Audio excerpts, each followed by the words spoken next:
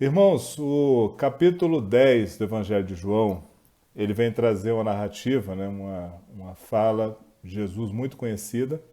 Ele começa com uma parábola e ele vai então explicar essa parábola. Então fala assim a palavra de Deus.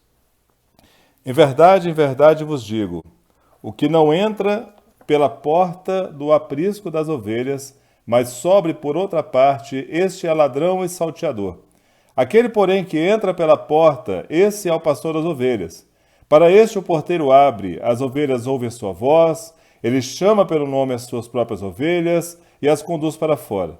Depois de fazer sair todas as que lhe pertencem, vai adiante delas e elas o seguem, porque eles reconhecem a voz.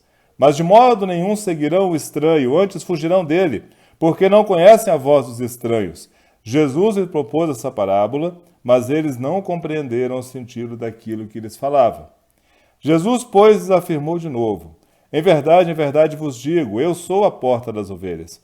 Todos quantos vieram antes de mim são ladrões e salteadores, mas as ovelhas não lhe deram ouvidos. Eu sou a porta. Se alguém entrar por mim, será salvo, entrará e sairá, e achará pastagem. O ladrão vem somente para roubar, matar e destruir. Eu vim para que tenham vida e tenham em abundância. Eu sou o bom pastor. O bom pastor dá a vida pelas ovelhas. O mercenário que não é pastor, a quem não pertence as ovelhas, vê vir o lobo, abandona as ovelhas e foge. Então o lobo os arrebata e dispersa. O mercenário foge porque é mercenário e não tem cuidado com as ovelhas. Eu sou o bom pastor. Conheço as minhas ovelhas e elas me conhecem a mim. Assim como o Pai me conhece a mim e eu conheço o Pai e dou a minha vida pelas ovelhas. Ainda tenho outras ovelhas, não deixe aprisco, a mim me convém conduzi-las. Elas ouvirão a minha voz, então haverá um rebanho e um pastor. Por isso, o Pai me ama, porque eu dou a minha vida para a reassumir. Ninguém a tira de mim, pelo contrário, eu espontaneamente a dou. Tenho autoridade para entregar e também para reavê-la. Esse mandato recebi de meu Pai. Amém?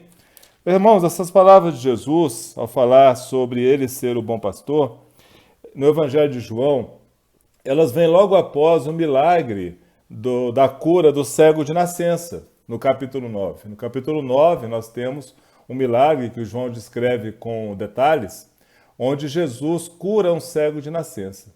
E é interessante porque essa cura é tão miraculosa, é tão surpreendente, que leva Jesus a ser questionado, né, pelos fariseus, pelos doutores da lei. Eles então querem saber com que autoridade Jesus fazia aquelas coisas. E é curioso porque justamente na cura do cego, nós temos vamos dizer assim, a manifestação dessas palavras de Cristo sobre ouvir a voz do pastor. Por quê? Porque o cego, ele não via, né, a Jesus. Ele ouviu a voz de Jesus. Jesus o chamou para fazer o milagre. Então, o cego foi uma ovelha que ouviu a voz do seu pastor. Veja que quando Jesus chama esse cego, ele pega então uma terra, né, um barro, um pó, e Jesus ele molda ali uma massa com seu próprio cuspe, né, sua própria saliva, e ele coloca nos olhos desse cego e ele manda esse cego se lavar no sangue, no tanque de Siloé. E é interessante porque até este momento o cego, né, só está ouvindo a voz de Jesus. E ele então, quando ele tem a vista restaurada, Jesus não está na frente dele. Em outros milagres de curas de cegos, Jesus está à frente da pessoa, mas ali não. Então, quando ele é curado, as pessoas perguntam: quem é que te curou? Quem é que te curou? Né? E ele vai falar aqui, justamente no versículo 12, fala: disseram depois, onde está ele? Ele respondeu: não sei, não sei. Ele só fala assim, olha, que um homem chamado Jesus fez lodo, um tome nos olhos, me mandou lavar os olhos no tanque de Siloé, agora eu vejo. E ele diz: onde é que ele está? Ele fala: não sei. Eu não sei, porque eu era cego, eu não estava sabendo onde é que ele estava, né? E aí há todo um diálogo depois com os fariseus, e justamente ao final deste diálogo, Jesus chama aquele cego, né? E diz assim: crês tu no Filho do Homem? E ele respondeu e disse: quem é, Senhor, para que eu nele creia? Quem é? Porque ele não tinha visto Jesus, então ele não estava entendendo bem. E Jesus diz então: já o tens visto, é ele que fala contigo. Então ele fala: creio, Senhor. e o adorou. E logo após disso, os fariseus, eles começam então a acusar Jesus, né? E Jesus então vem falar que ele é vamos dizer assim, esse pastor. E notem que curioso nessa narrativa. Jesus, nos versículos 1 ao versículo 5, ele conta a história, né? Ele conta a parábola sobre o bom pastor. Mas diz aqui que eles não entendem. Fala assim, ó, Jesus me propôs a parábola, mas eles não entenderam o sentido. Eles não entenderam. E aqui ele vem falar sobre a diferença entre o pastor e o mercenário, né? Na verdade, o pastor e o ladrão. E é curioso porque essa passagem de Jesus, ela vai acontecer e logo depois ele vai retomar esse tema no momento chamado Festa da Dedicação. A Festa da Dedicação, ou Hanukkah, a Festa das Luzes, comemora justamente a restauração do templo depois da profanação que Antíoco Epifanes, que foi um rei judeu da época dos Macabeus, né, realizou ali por volta de 165 a.C., quando Epifânio ele entra no templo de Jerusalém e ele sacrifica um porco sobre o altar. Quer dizer, ele profana o templo de Jerusalém. E depois que ele é morto, né, ele é expulso e morto do seu poder, eles então fazem uma festa de dedicação do templo, como se fosse uma festa de purificação. E essa festa que vamos comemorar aqui no Hanukkah. Então, esse período, os judeus eles têm uma grande esperança messiânica. Eles estão esperando o Messias, né? Eles estão esperando aquele que vai restaurar Israel, assim como o templo foi restaurado ali depois da profanação de Antíoco Epifanes. E aqui há um paralelo claro, irmãos, entre esta passagem, essa parábola, a posição que Cristo se coloca como o Messias, como aquele enviado por Deus para ser aquele que vai restaurar, que vai reunir o povo como pastor, e o que nós temos em Ezequiel 34. Ezequiel 34, que inclusive era uma passagem lida na época da dedicação, vem falar justamente desta restauração de Israel, mas inicialmente Ezequiel vai profetizar contra os pastores de Israel. Mas veja, ele não está profetizando contra os pastores das igrejas, tá, irmãos? Porque aqui em Ezequiel, os pastores são todos aqueles que têm a responsabilidade de guiar o povo.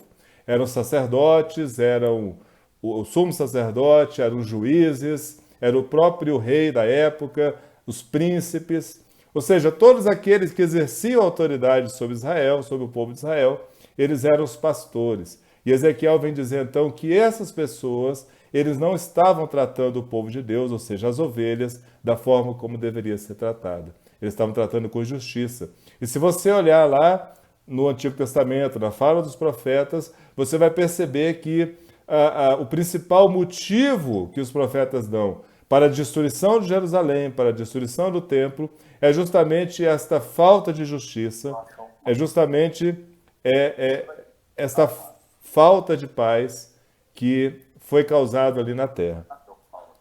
De forma que nós temos em Ezequiel 34, quando o profeta diz assim: Filho do homem, profetiza contra os pastores de Israel, profetize e diz-lhes, assim diz o Senhor Deus, ai dos pastores de Israel que se apacentam a si mesmos, não apacentarão os pastores das ovelhas?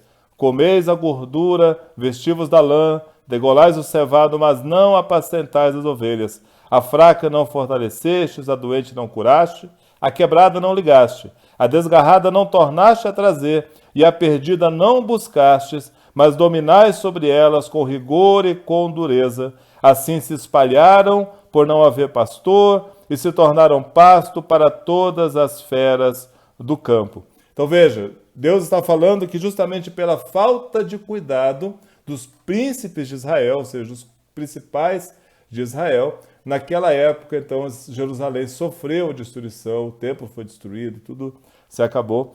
E ali ele vem falar, na própria profecia de Ezequiel, que eis que estou contra os pastores e deles demandarei as minhas ovelhas, porei termo no seu pastoreio, não se apacentarão mais a si mesmo, livrarei as minhas ovelhas da sua boca, já não lhes servirão de pasto, porque assim diz o Senhor Deus, eis que eu mesmo procurarei as minhas ovelhas e as buscarei. como o pastor busca o seu rebanho no dia em que encontra ovelhas dispersas, assim buscarei as minhas ovelhas, livrarei de todos os lugares para onde forem espalhadas no dia de nuvens e de escuridão. Então Jesus aqui está se colocando como esse pastor que vai restaurar as ovelhas, né, que vai trazer de volta as ovelhas. E ele diz, olha, quando ele conta a história de que é o pastor que entra pela porta do aprisco, ele diz então que aquele que entra pela porta, ele é o pastor das ovelhas,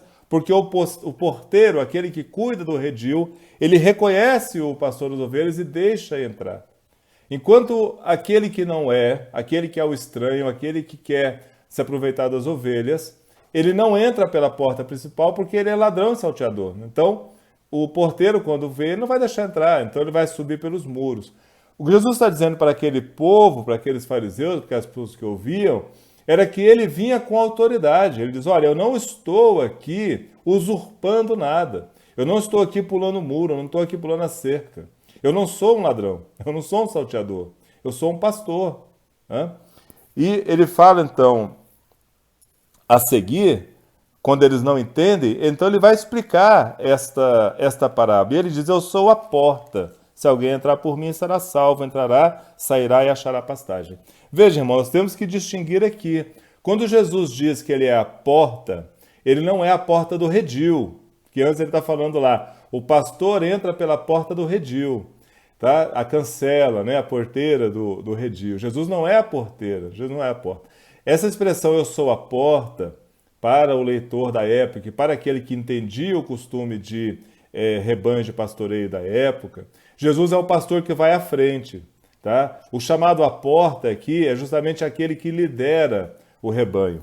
E eu estava então, hoje à tarde lendo essa passagem, estudando aqui no comentário pentecostal do Novo Testamento, né, da editora CPAD, um ótimo comentário sobre essa passagem, onde ele diz, olha, nós temos que entender a cultura desse Oriente Próximo, né, desse Oriente Médio. Lá, o pastor da ovelha, ele vai à frente do rebanho, né? Nós aqui, nossos rebanhos, geralmente nós tangemos o rebanho, quer dizer, nós vamos atrás tocando o rebanho, mas ali Jesus fala de uma prática onde o pastor vai à frente. Então, esse era o chamado a porta do rebanho. E Jesus, quando diz que as suas ovelhas reconhecem a voz, as pessoas entenderam isso. Né? Tem uma narrativa aqui, uma história que é comentada, justamente traz nesse comentário pentecostal, e eu queria compartilhar com os irmãos, que eu achei bem curiosa, que fala assim, uma história verdadeira ilustra essa atividade. No Monte das Oliveiras, logo a leste de Jerusalém, um visitante de Israel desfrutava o frescor da manhã sentado na sacada de um hotel.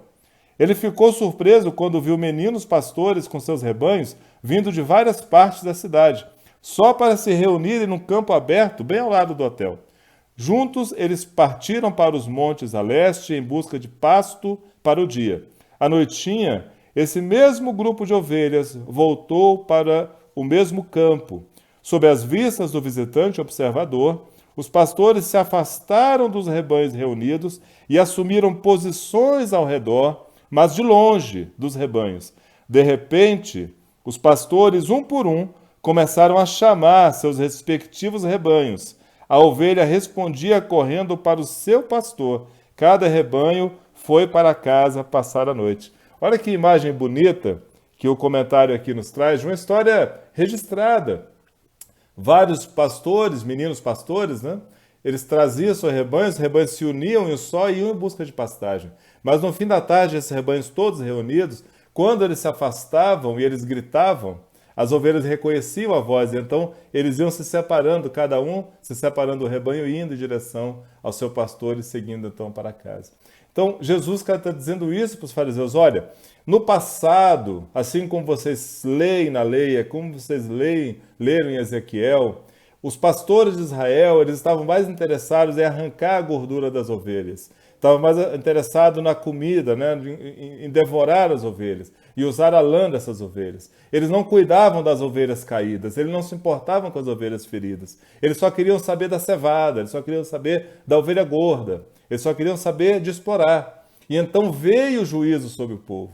Mas lá mesmo em Ezequiel, irmãos, nessa mesma profecia de Ezequiel, Deus vem dizer o seguinte, está registrado em Ezequiel 34, 23. Suscitarei para elas um só pastor, e ele as apacentará. O meu servo Davi é que as apacentará. Ele lhes servirá de pastor. Eu, o Senhor, lhe serei por Deus, e o meu servo Davi será príncipe no meio delas. Eu, o Senhor, o disse. Então veja, irmãos, que Deus ali já anuncia o Messias. Ele diz, olha, o meu servo Davi é que vai apacentar minhas ovelhas. E claro, Ezequiel foi escrito muito tempo depois da morte de Davi, né? Séculos depois da morte de Davi. Então aqui, eles não estavam esperando uma ressurreição de Davi, mas eles estavam esperando o quê? O descendente, a raiz de Davi, né? A raiz de Jessé. E Jesus é esse descendente. E quando Jesus diz para aqueles fariseus, olha, ao contrário daqueles pastores daquela época, eu não vou ser um peso para o meu rebanho. Eu não vou ser um explorador do povo. Eu vou levá-los. Eles vão sair e entrar comigo do redil e eu vou levá-los para os pastos verdejantes. Eles vão ouvir a minha voz, eles vão confiar em mim. Eu vou levá-los para o pasto, eles vão se alimentar. Depois eles vão voltar para o redil de forma tranquila. Eles estarão bem cuidados comigo. Então veja, Jesus está dizendo isso, né? Então é justamente a voz de Jesus, irmãos, a voz de Jesus é que nos guia nesse ir e vir do nosso redil. E o que é o ir e vir do redil, né? O redil é o lugar onde as ovelhas são guardadas. Mais à frente, no versículo 22, quando terá um outro diálogo de Jesus sobre pastorear as ovelhas, o autor sagrado vai dizer que esse diálogo acontece na festa da dedicação e diz assim, era inverno, ou seja, era dezembro, era época fria. E o redil é justamente essa proteção. Então o que Cristo está dizendo para nós é o seguinte, que Ele é o nosso pastor, de forma que quando nós precisamos sair, né, do nosso lugar de descanso para nossas atividades do dia, Ele estará conosco, Ele vai nos levar, vai nos trazer. E Ele vai nos deixar ser alimentados de forma tranquila, porque Ele está cuidando de nós. Jesus quer cuidar de nós. Jesus quer nos guiar. Ele não está interessado em nossa gordura, Ele não está interessado em nossa lã, Ele não está interessado em nossa carne. Ele está interessado em nossa vida. Tá? Veja que Jesus aqui fala como justamente um cuidador das ovelhas. E Ele sabe que nesses momentos as ovelhas não estão, vamos dizer assim, no seu lugar protegido, no seu lugar de descanso, elas precisam sair para o mundo, né, para o seu dia a dia, elas são sujeitas a perigos. Sujeitas a perigos. E Jesus então diz, olha, as minhas ovelhas são sujeitas a perigos, mas eu sou o bom pastor. E o bom pastor dá a vida pelas ovelhas. E quando ele está dizendo isso, ele já estava ali profetizando a sua morte. Estava dizendo para aquele povo, olha, vocês vão ameaçar o meu rebanho. Vocês vão vir ameaçar as pessoas que eu separei no meu ministério. O próprio grupo original de Jesus vai ser, vamos dizer assim, vai ser ameaçado pelas autoridades da época. Mas ele, Jesus, assume toda a dor, né? Ele assume toda a culpa daquele grupo e ele se entrega, porque ele não foge. Ele não foge. E ele diz assim, olha, o mercenário, aquele que é pago para cuidar das ovelhas, né? O trabalhador que é pago, ele está cuidando das ovelhas dos outros, não são ovelhas dele. Então, quando vier um aperto, quando vier a fera, quando vier o leão, quando vier o aperto, ele vai fazer o quê? Olha, eu vou embora, eu não estou sendo pago para morrer. Eu estou sendo pago para cuidar das ovelhas. Mas chegou um perigo, eu não vou ficar aqui, eu vou embora. E Jesus, talvez falando isso, ele falou também dos líderes daquele povo. Líderes daquele povo que falavam que estavam cuidando do povo, né? Falavam que cuidavam da lei, falavam que cuidavam do templo, falavam que estavam cuidando para que tivesse paz, mas quando apertava a situação, né, quando o poder romano vinha contra eles, quando Herodes vinha contra eles, eles se afastavam, eles deixavam passar. E aí você difere, né, você distingue a voz de Jesus com a voz que não é de Jesus. Porque veja, como é que a voz de Jesus hoje se manifesta? Vamos dizer assim, uma das formas visíveis de manifestação da forma de Jesus. Pela própria pregação do Evangelho. O Evangelho é a palavra de Jesus registrada, né? Registrada em papiro, depois registrada em papel. Então nós temos o Evangelho. Quando a mensagem, quando a nossa vida, quando aquilo que nós ouvimos, quando aquilo que nós seguimos, quando o nosso caminhar, ele é pautado pelo Evangelho, e principalmente quando eu falo Evangelho, pelas palavras de Cristo, nós estamos seguindo a voz do pastor. E ele está, então, dando a vida por nós. Quando nós trocamos o Evangelho por algo que não é Evangelho, às vezes até é disfarçado de Evangelho, mas não é. Quando nós trocamos o Evangelho por mensagens, vamos usar essa palavra, está um pouco batida atualmente, mas por ideologias, por doutrinas, por ensinos, que são contrários, estranhos ao Evangelho, quando nós nos movemos por algo que é estranho ao Evangelho, nós podemos aparentemente estar nos movendo bem, estamos indo para os pastos ser alimentados, mas quando chegar o perigo, nós não vamos ter para onde correr, porque esta ideologia, esta forma de pensar que não está baseada no Evangelho, ela não nos sustenta, não nos protege. Então, é diferente. Então, fica uma pergunta aqui. Nós estamos ouvindo a voz de Jesus? Nós estamos ouvindo a voz do pastor? Quando digo o pastor, estou falando de Jesus, né, do bom pastor. Nós estamos ouvindo realmente o Evangelho? No meio de toda esse burburinho de diferentes falas, diferentes ideologias, diferentes ensinos, diferentes posições, nós estamos conseguindo distinguir o som do Evangelho? Isso é importante, porque Jesus fala isso. Eles ouvirão a minha voz e eles serão guiados pela minha voz. Então aqui, como cristãos, nós temos que ser guiados pela voz do Evangelho. Quando eu estou assumindo certa posição, quando eu estou assumindo certa atitude, quando eu estou seguindo certa ideologia, eu preciso então me perguntar, isto que eu estou seguindo está de acordo com o Evangelho? Está alinhado com o Evangelho? Está alinhado com a justiça? Está alinhado com a paz? Está alinhado com essa segurança que Jesus nos dá de estarmos bem alimentados e estarmos seguros do inimigo? Se sim, eu estou indo bem. Mas se não, eu preciso então me converter, né? Me mudar. Então veja que Jesus aqui, quando ele fala sobre isso, ele está fazendo um contraponto, irmãos, entre o que ele está propondo e o que os outros propunham. E ele fala em certo momento o seguinte, que aqueles que vieram antes dele, eles eram ladrões, eles eram salteadores. Veja que ele vai logo após essa passagem que nós lemos, no versículo 22, ele vai ter um diálogo justamente no templo, no pórtico de Salomão, quando as pessoas o rodeiam e falam assim, tu és o Cristo? Dize-o francamente. Ou seja, Jesus está falando sobre apacentar o povo. E isto era algo messiânico. Quem ia apacentar o povo era Davi, era o rei levantado por Deus. E eles então falam assim, é você? Se for você, fala logo, porque não vai deixar a gente aqui suspenso, né? E Jesus então fala assim, olha, as obras que eu faço em nome de meu Pai testificam a meu respeito, mas vós não credes, porque não sois das minhas ovelhas. As minhas ovelhas ouvem a minha voz, e eu as conheço e elas me seguem. E eu lhes dou a vida eterna, jamais perecerão e ninguém as arrebatará de minhas mãos. Então Jesus ele vem aqui falar sobre isso e, vamos dizer assim, confirmar sobre isso. E ele vem dizer, nesse diálogo com os fariseus, justamente isso. Olha, os que vieram antes de mim eram ladrões e salteadores. Mas você vai perguntar assim, mas quem é que veio antes de Jesus? Né? Quem é que veio antes de Jesus? Será que então que todos os profetas, ele está falando desse pessoal, dos profetas, dos patriarcas? Não.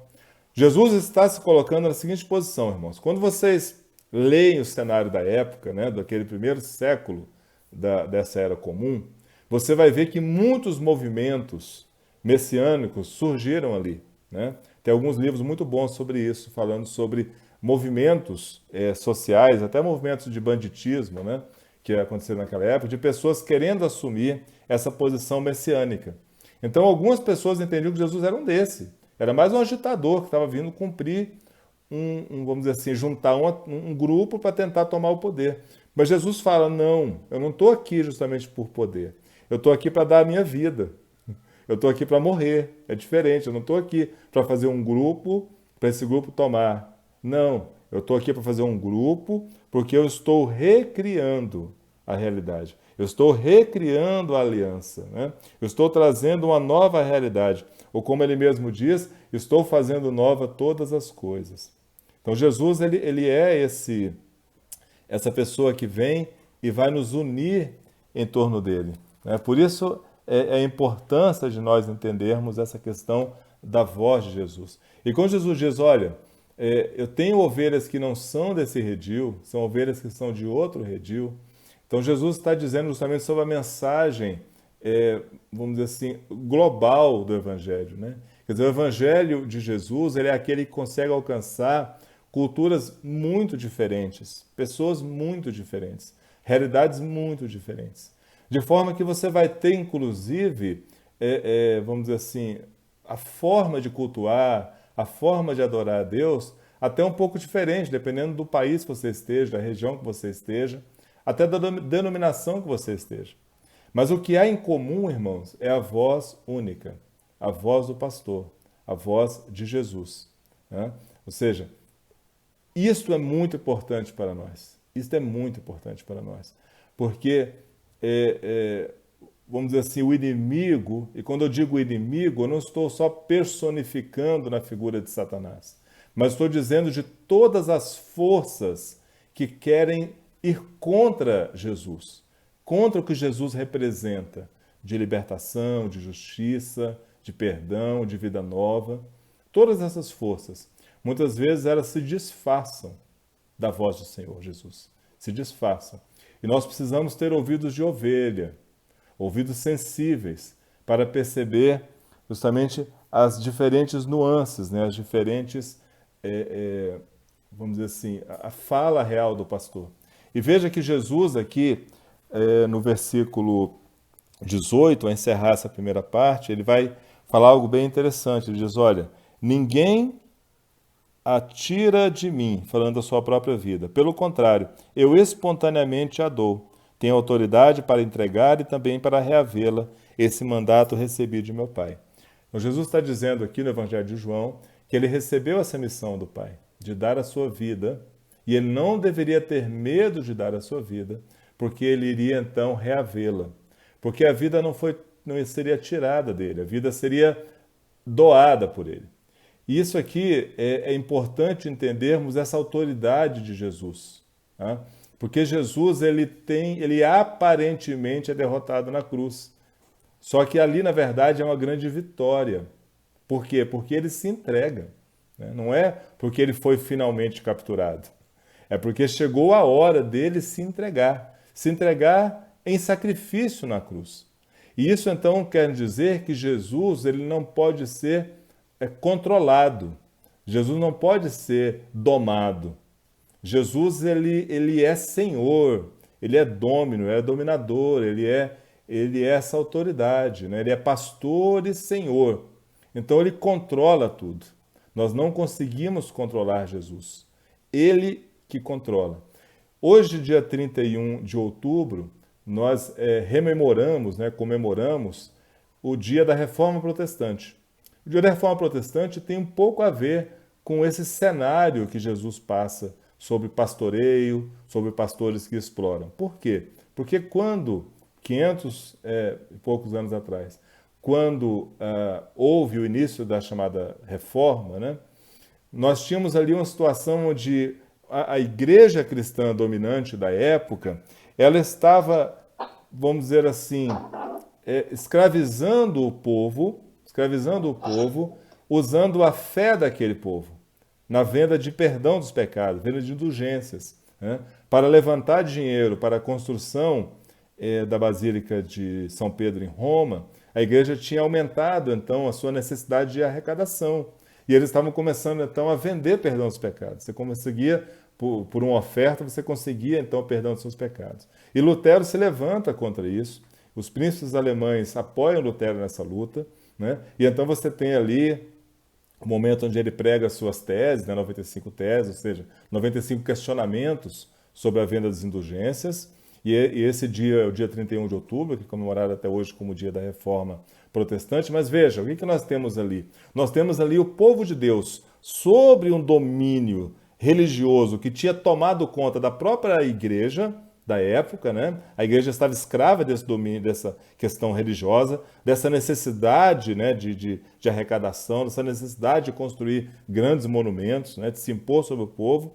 E Deus levanta ali Lutero, uma pessoa assim imperfeita, como todos somos imperfeitos, mas uma pessoa muito capacitada por Deus para isso.